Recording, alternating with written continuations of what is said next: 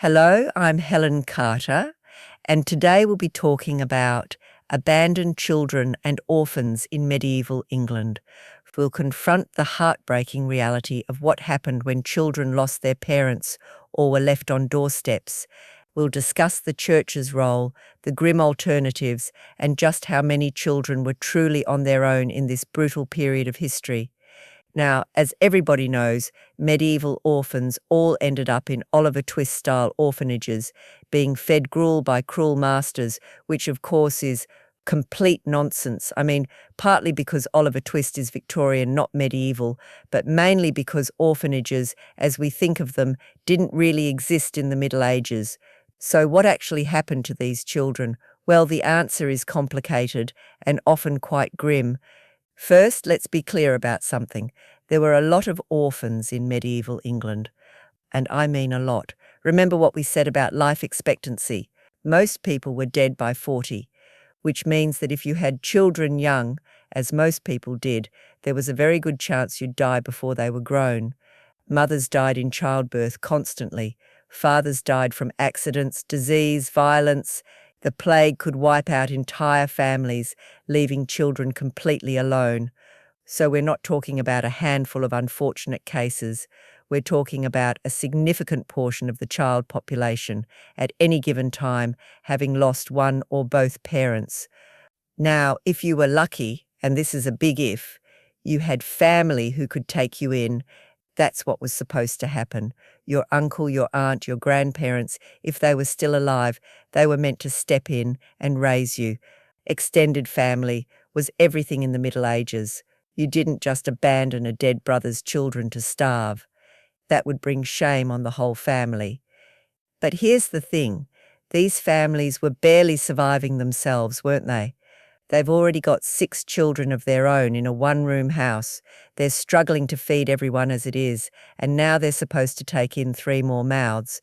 The reality is that many families simply couldn't afford it, no matter how much they might have wanted to help.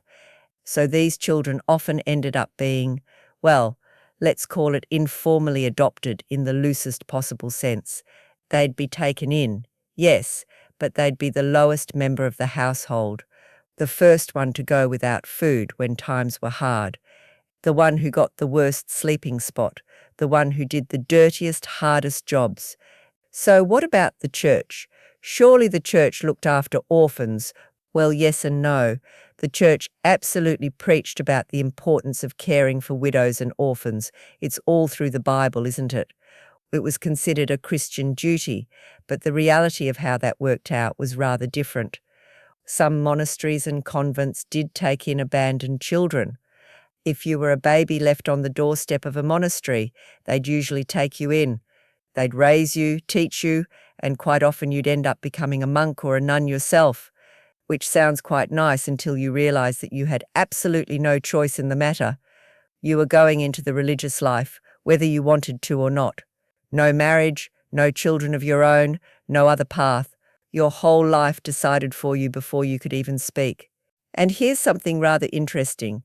There are records of parents who couldn't afford to feed their children, deliberately leaving them at monastery doors. It's called oblation, and it was surprisingly common. You'd take your 5-year-old son, who you simply couldn't feed anymore, and you'd leave him at the monastery with a note or just a prayer that they'd take him in.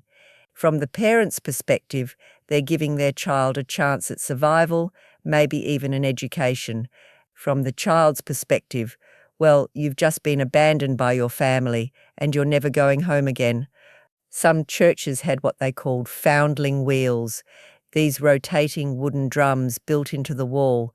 You'd put your baby in the drum, turn it, ring a bell and walk away. The nuns or monks on the other side would take the baby and raise it. No questions asked, no shame, theoretically, because you remained anonymous. These were more common in Italy and France than England, but the principle was the same. Better to give the child a chance at life than watch them starve. But here's the brutal truth. Many of these babies died anyway. Infant mortality was horrendous in the best of circumstances, and foundlings had it worse. They needed milk, And if there wasn't a wet nurse available, which there often wasn't, they'd try feeding them pap bread soaked in water or ale. Babies can't survive on that. So you'd have these religious institutions with the best intentions in the world, and still half the babies they took in would be dead within a year. Now let's talk about what happened if you didn't have family and you didn't end up with the church. What then? Well, you became what they called a fend child, a child who had to fend for themselves. And this is where it gets really grim. Picture this.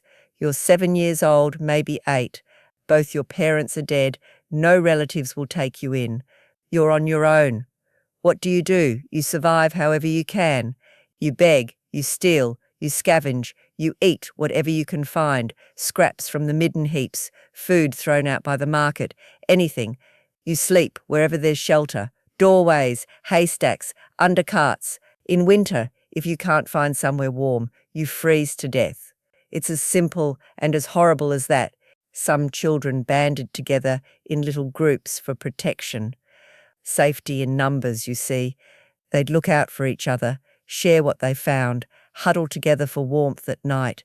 Medieval towns had these gangs of street children, and they were often involved in petty crime because what else were they going to do? They had to eat somehow. The law wasn't sympathetic, by the way. If you were caught stealing, even if you were a starving orphan, you could still be hanged. They did hang children in the Middle Ages, not often because usually they'd show some mercy and maybe just cut off a hand instead, which is hardly better, is it? But the point is, nobody was making allowances for the fact that you were a child alone in the world. You were expected to somehow survive without breaking any laws, and if you couldn't manage that, well, that was your problem. Some children, particularly girls, ended up in prostitution. And I'm talking about children as young as 10 or 11. It's absolutely horrific by our standards, but in medieval times, if you were a girl on your own with no family and no money, your options were extremely limited. You could try to get work as a servant, but who's going to hire a child with no references, no family to vouch for them? So some of them ended up in brothels or just on the streets selling themselves to survive. The records from medieval court cases show us that this was absolutely happening and that society basically turned a blind eye to it. Now, there was one other option that some children managed, and that was apprenticeship. If you were lucky, and I keep saying lucky, don't I, because so much of this comes down to sheer chance. If you were lucky, someone might take you on as an apprentice, particularly if you were a boy and you were strong enough to be useful. Here's how it worked. A craftsman, a blacksmith, a carpenter, a tanner, whatever, would take you into their household. You'd live with them, work for them, and in exchange they'd teach you their trade. Sounds quite good, doesn't it? A chance to learn a skill, have a roof over your head, regular meals. The reality was often rather different. You were cheap labour, that's what you were. The absolute bottom of the household hierarchy. You'd be doing all the dirty, dangerous jobs that nobody else wanted to do. Hauling water, cleaning out the workshop, working the bellows at the forge until your arms felt like they'd fall off. And your master could beat you if he felt like it. That was perfectly legal. You were in his care, which meant he could discipline you however he saw fit. Some masters were kind, don't get me wrong. Some genuinely did teach their apprentices and treat them decently. But others, they'd work you half to death, feed you scraps and teach you as little as possible, because why would they want to train up competition?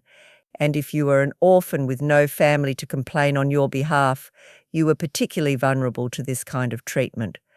There are court records of apprentices running away from cruel masters, and when they were caught, which they usually were, they'd be dragged back and punished because you'd signed a contract, or more likely your late father had signed one on your behalf before he died, and you were bound to serve out your term, usually 7 years, 7 years of your childhood gone, and at the end of it maybe you'd have a trade, or maybe you'd just have 7 years of trauma and exploitation to show for it.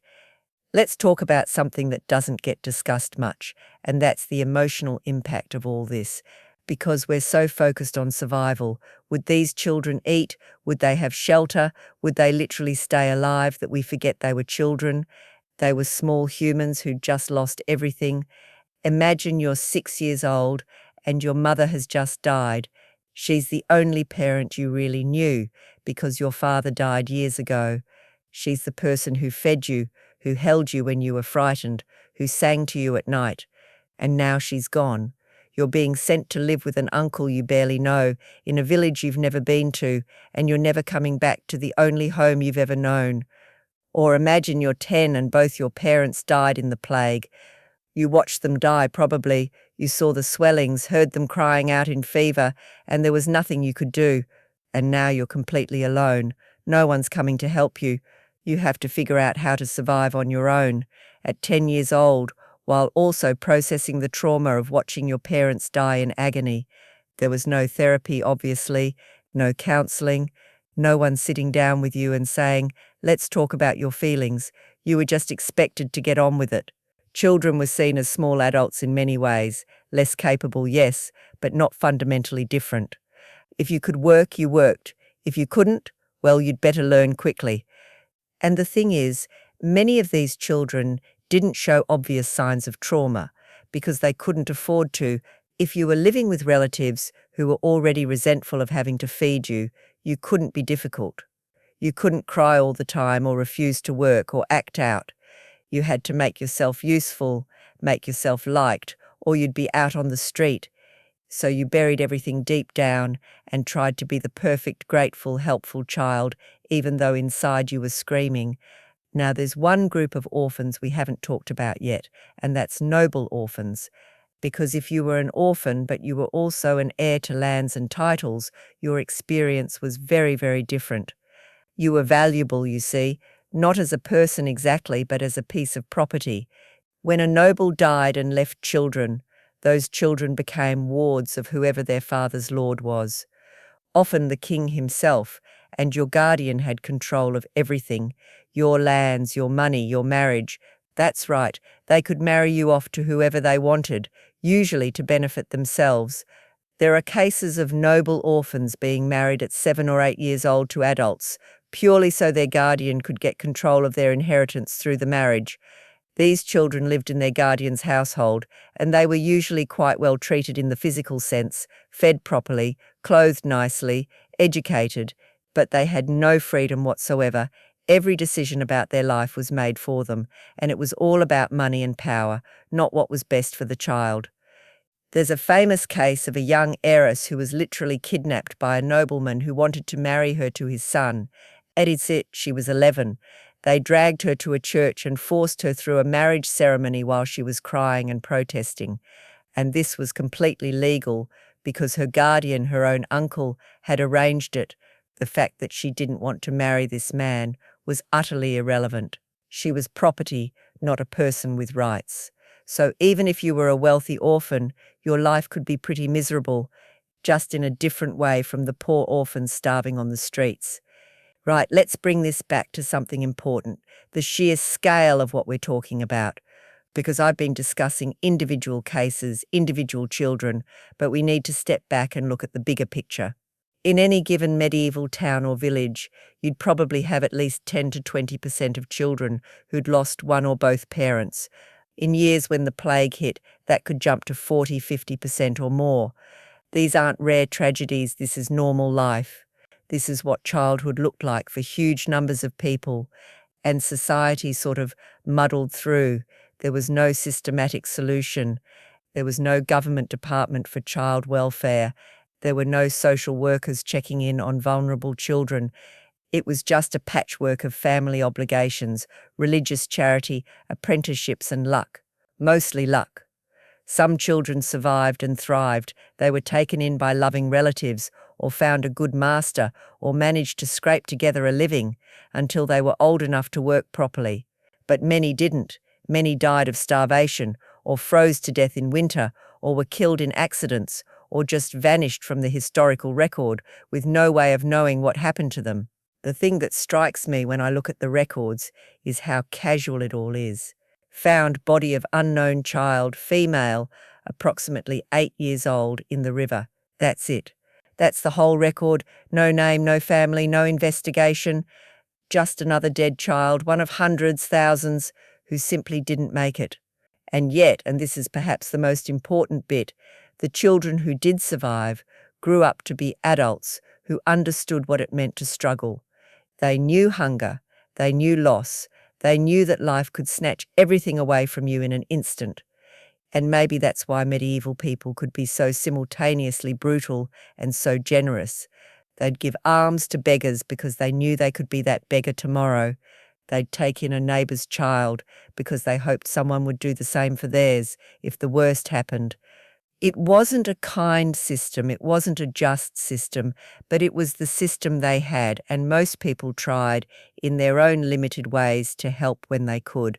So what's the answer to our original question, what happened to abandoned medieval children?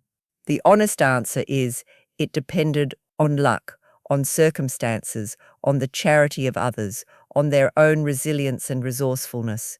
Some made it, many didn't. And medieval society, for all its claims of Christian charity and community obligation, basically accepted this as normal. We can't change the past, but we can understand it. And understanding just how vulnerable children were in the Middle Ages, how many of them suffered and died, gives us perspective on our own time, for all its problems, and it has many. At least we've built systems to try to protect children. We don't just leave them to fend for themselves. We recognise that they deserve better than that. Next time, we'll be looking at medieval childhood for those children who did have families, what their daily lives looked like, what was expected of them, and how very different medieval childhood was from our modern understanding of what it means to be a child.